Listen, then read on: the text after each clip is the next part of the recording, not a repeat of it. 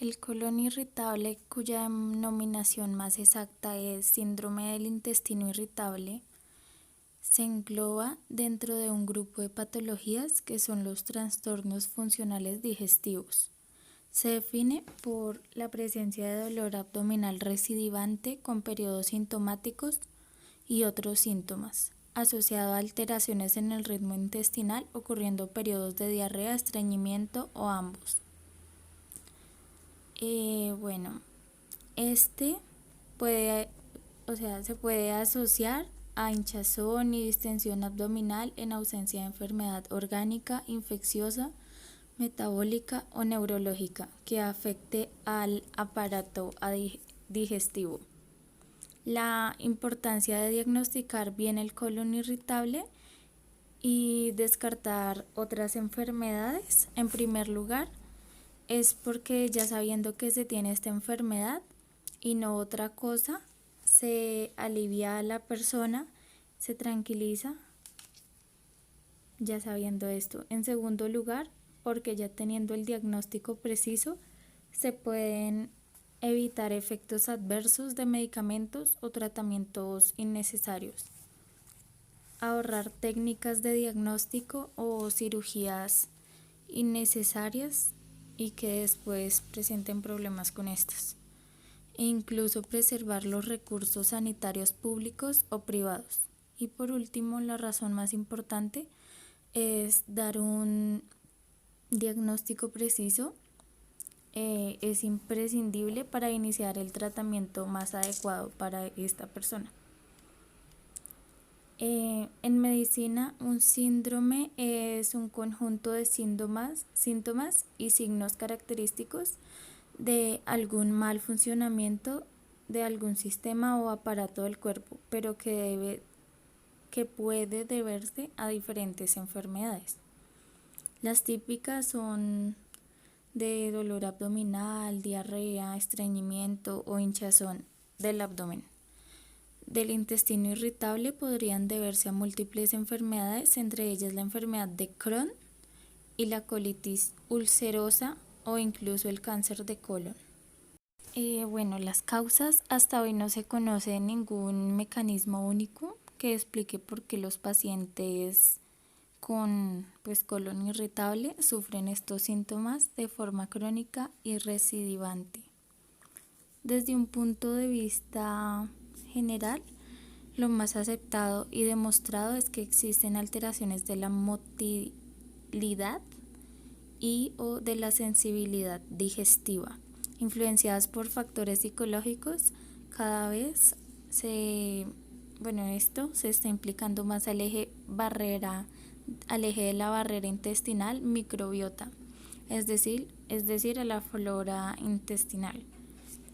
Esta parece tener un papel muy importante sobre activación del sistema inmune a nivel de las paredes intestinales, que podría condicionar esta patología. Además, se han propuesto otras diferentes alteraciones que también pueden influir en esta enfermedad, como gastroenteritis, intolerancias alimentarias, alteraciones hormonales y factores genéticos. Algunos expertos apuntan que puede estar relacionado con el estrés laboral, familiar o económico, también con la depresión, los malos hábitos alimenticios, también la genética. Todo esto influye mucho. ¿Y qué funciona mal en el sistema? En el síndrome irritable. Es un efecto de la motilidad. Durante mucho tiempo se ha creído que el SI es un trastorno de la motilidad. Ciertamente, muchos pacientes tienen un tránsito intestinal anormal. En algunos el tránsito es lento y en otros es rápido.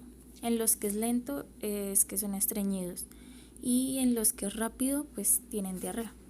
Y en otros se alternan el estreñimiento y la diarrea. En consecuencia de esto, las heces tienden a variar de acuosas a caprinas y el horario de los movimientos intestinales tiende a ser irregular. Es un trastorno dietético. La dieta puede actuar como desencadenante de los síntomas en sujetos predispuestos a ello. El conocimiento del funcionamiento del intestino y un cambio en los hábitos dietéticos pueden mejorar su sintomatología. Es una alteración de la sensibilidad. Los pacientes presentan una mayor percepción a los estímulos, notan más, perciben como molestos o dolorosos estímulos que en sujetos sanos no les resultan dolorosos. ¿Es por problemas emocionales? El estrés, los problemas sociales, familiares, laborales pueden aumentar la sensibilidad. Puede ser útil aprender métodos de relajación y otras formas de reducir el estrés. Y la terapia de apoyo ayuda mucho a las personas pues a aliviar estos síntomas. Existe una interacción intestino-cerebro anómala. Actualmente va progresando la idea de que la anormalidad en el colon irritable es más sutil de lo que previamente se creía y que se localiza en una interacción desordenada entre el intestino y el cerebro de la persona. Esta teoría abarca tanto factores psicológicos como físicos y respeta la indivisibilidad entre la mente y el cuerpo. Esto correspondería al modelo biopsicosocial de la enfermedad que actualmente proponen muchos expertos esto también se puede producir por haber padecido gastroenteritis. Aproximadamente el 10% de los pacientes que padecieron una gastroenteritis al año presentan síntomas del colon irritable. Por esto también. Los síntomas digestivos propios son el dolor y la distensión abdominales y la alteración del ritmo intestinal. El dolor abdominal suele ser difuso o localizado en el hemiabdomen inferior, habitualmente no irradiado, de tipo cólico, opresivo o punzante.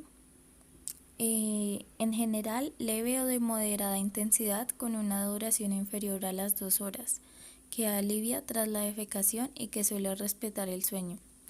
El inicio o la presencia del dolor abdominal se asocia habitualmente con deseos de defecar, de ir al baño, o con cambios en la frecuencia o consistencia de las deposiciones.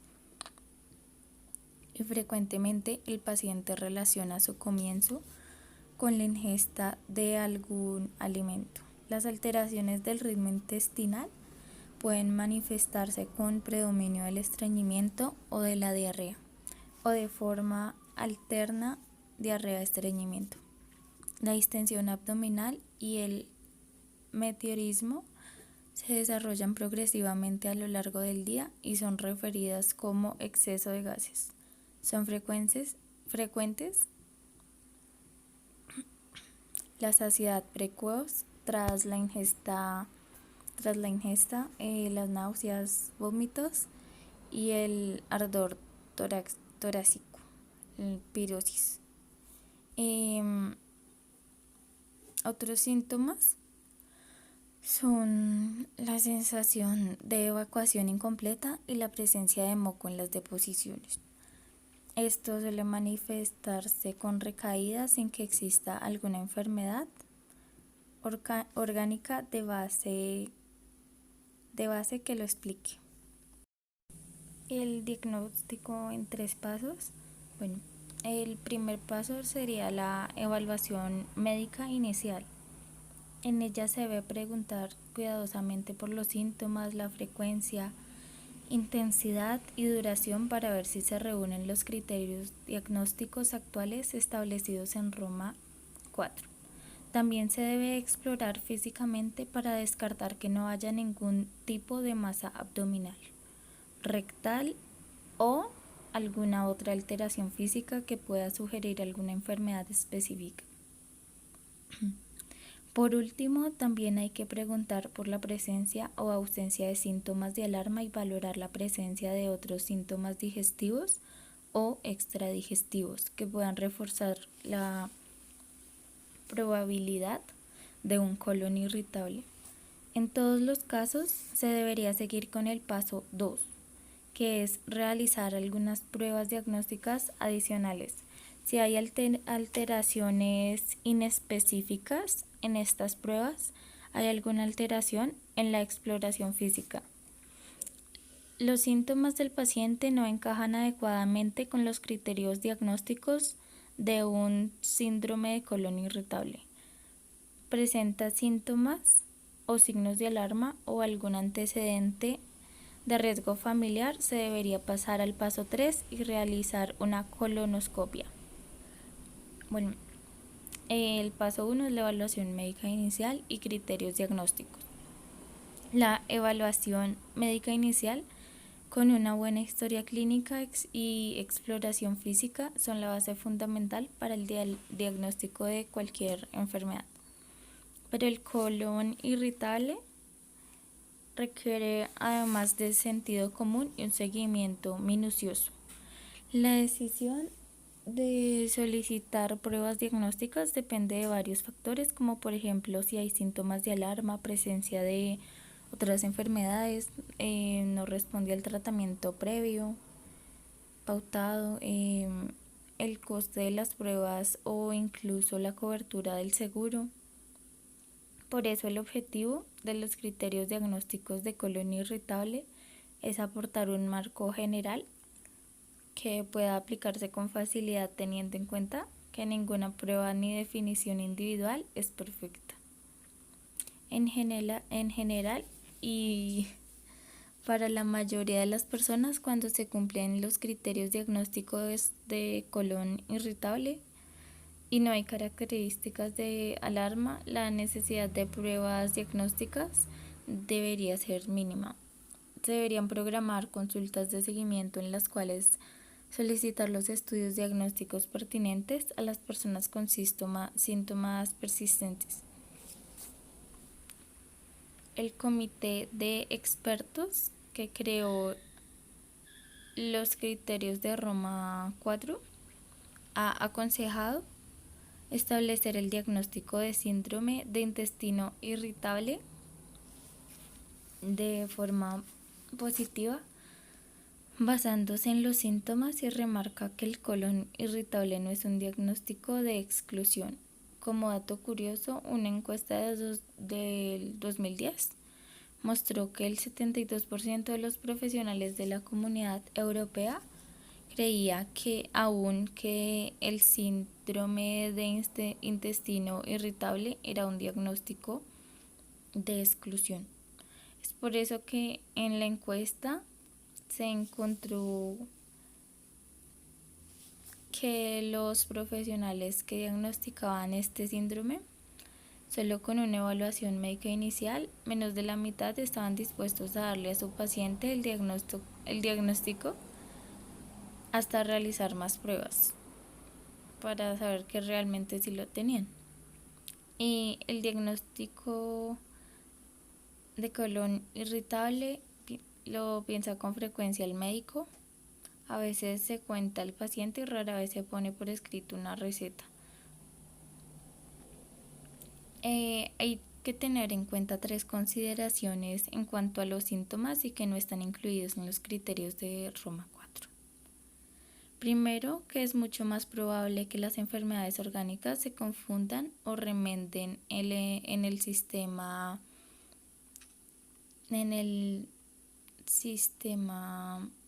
de intestino irritable.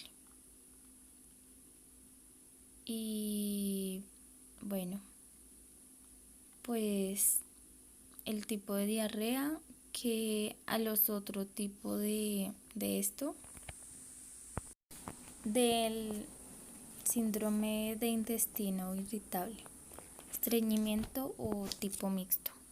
El patrón intestinal impredecible, que es más de 3 tipos diferentes de heces a la semana, refuerza el diagnóstico del síndrome de intestino irritable.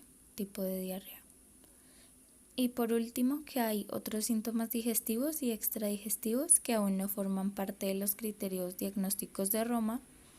Son bastante frecuentes en el síndrome de intestino irritable y el hecho de que estén presentes hace mucho más probable el diagnóstico.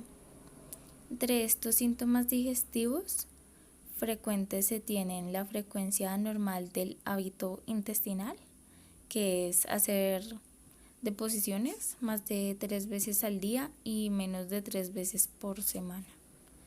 La forma anormal de las heces, tipos 1, 2 o 6, 7 de la escala de Bristol,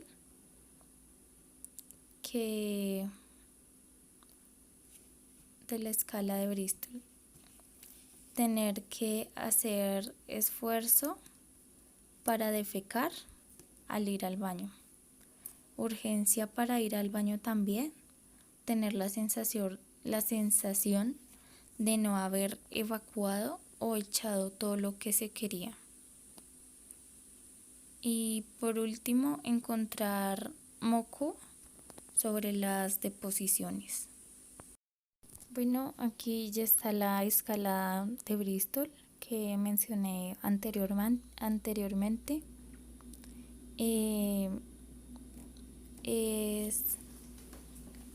Es una herramienta muy útil para evaluar el hábito intestinal y el tipo del síndrome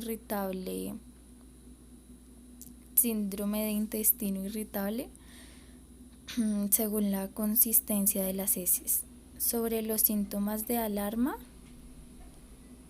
la presencia de cualquiera de los siguientes síntomas de alarma hace sospechar que los síntomas pueden deberse a alguna otra enfermedad, por lo que en estos casos es aconsejable la realización de una colonoscopia.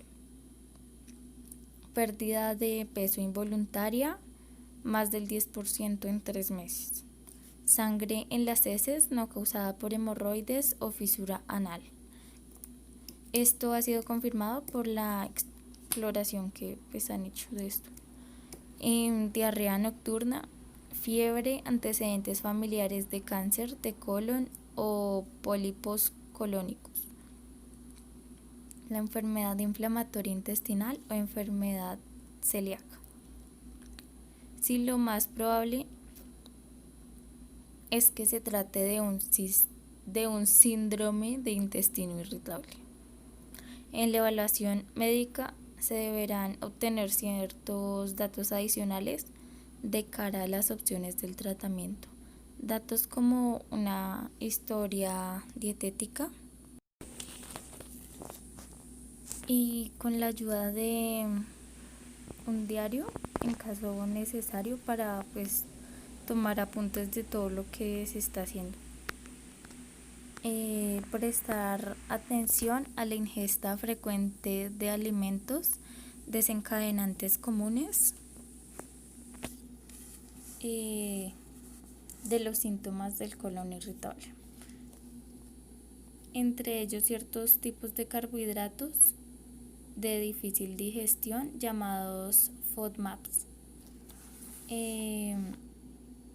Casi siempre debería hacerse una revisión psicosocial breve para ver el grado de estrés y las probabilidades de somatización de la persona, ya que esto influye mucho en esta enfermedad.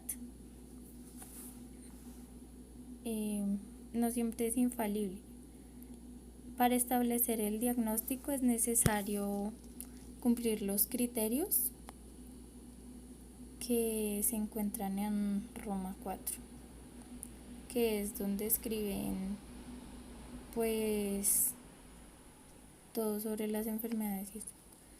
El problema es que algunas enfermedades orgánicas como esta, como el colon irritable, la celiaquía, intolerancia a la lactosa o la colitis microscópica, también pueden cumplir esos criterios. Entonces toca examinar muy bien, pues, para saber si realmente si es el síndrome de intestino irritable.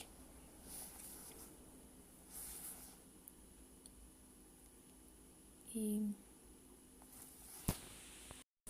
bueno, el paso 2 son las pruebas adicionales mínimas.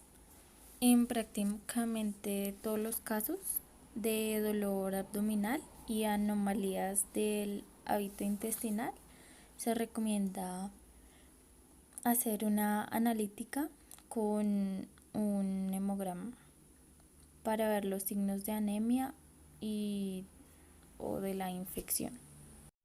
Y PCR, proteína C reactiva, que es un marcador inespecífico de inflamación. Y por último, para el paso 3, debe considerarse la endoscopia baja en los siguientes casos: la presencia de uno o varios síntomas de alarma, los mencionados antes, cuando los síntomas empiezan a los años 50 o más. Si hay antecedentes familiares de cáncer de colon, si hay diarrea líquida intensa con de 6 a 10 deposiciones al día o más, si hay diarrea persistente a pesar de algún tratamiento médico inicial, para descartar colitis microscópica, sobre todo en mujeres mayores de 50 años, o anormalidad inespecífica en alguna de las pruebas diagnósticas iniciales. Gracias. Buenas noches, mi nombre es Paula Andrea Coronado y a mí me corresponde explicar el método de sanación en la medicina. Una alimentación adecuada puede ayudar a prevenir futuros problemas de colon irritable. Se aconseja que las comidas sean pobres en grasas y ricas en proteínas y fibras.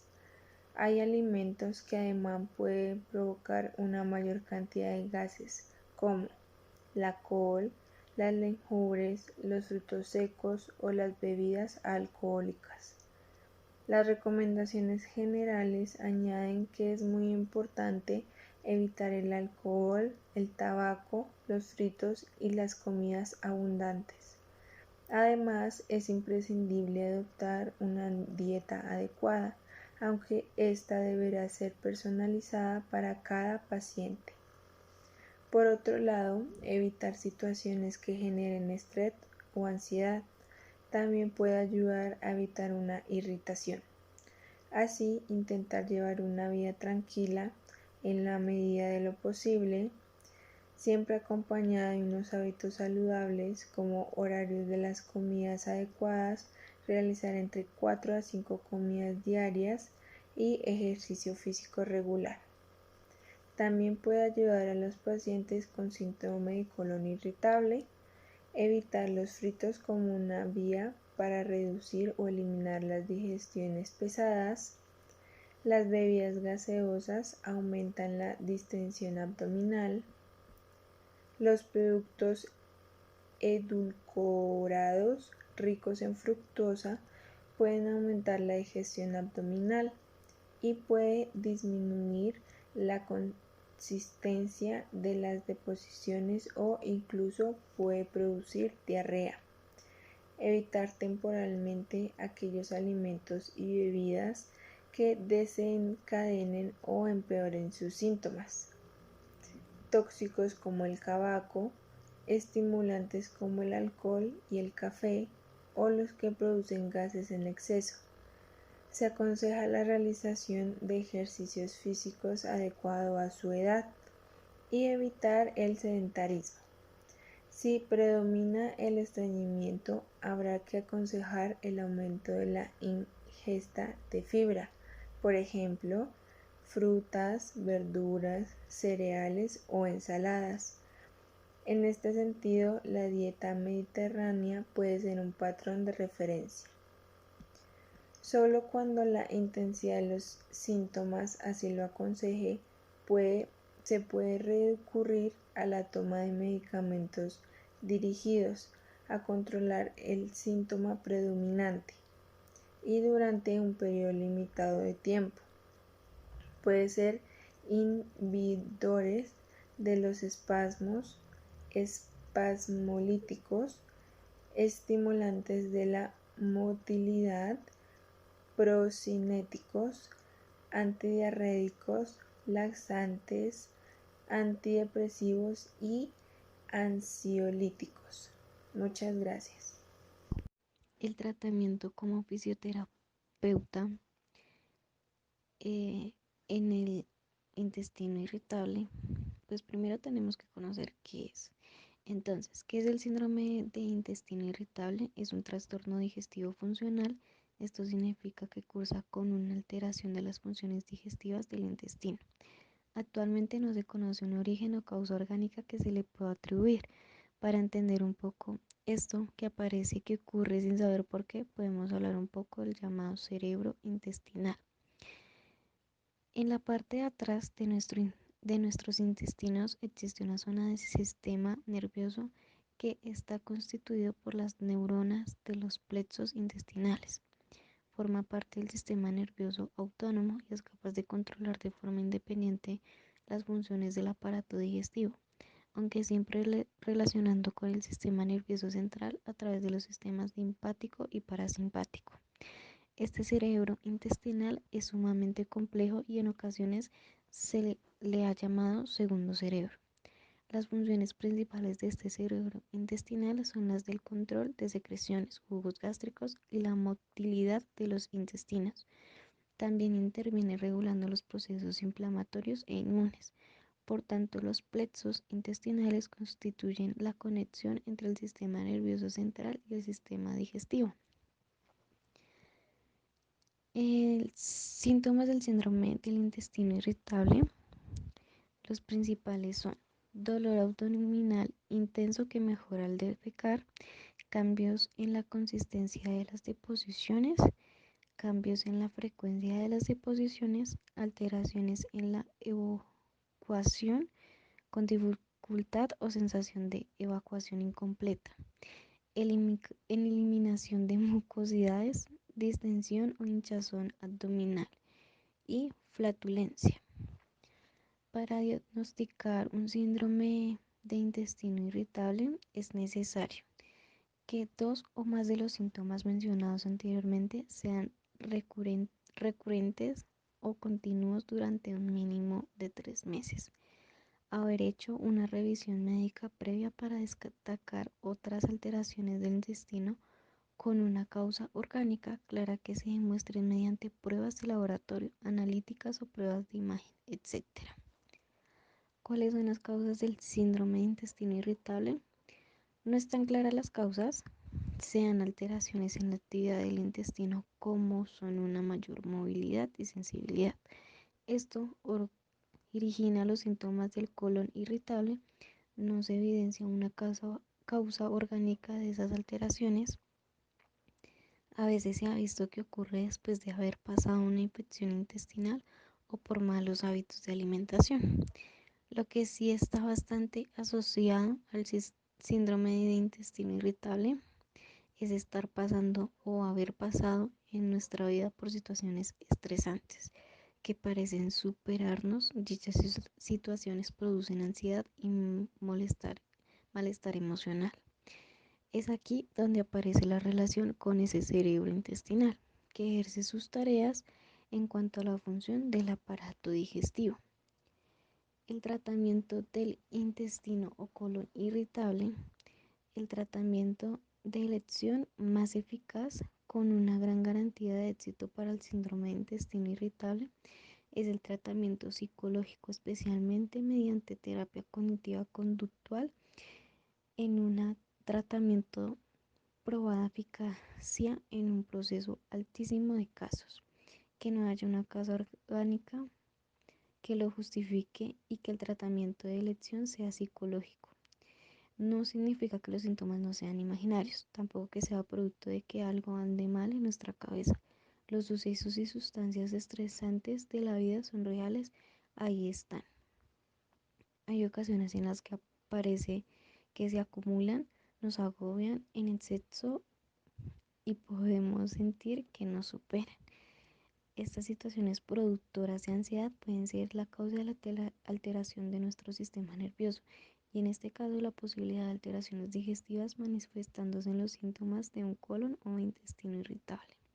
Tenemos técnicas psicólogos para analizar y tratar lo que pueda estar ocurriendo. Podemos analizar lo que nos afecta y está apareciendo con los síntomas de un síndrome de intestino irritable o colon irritable.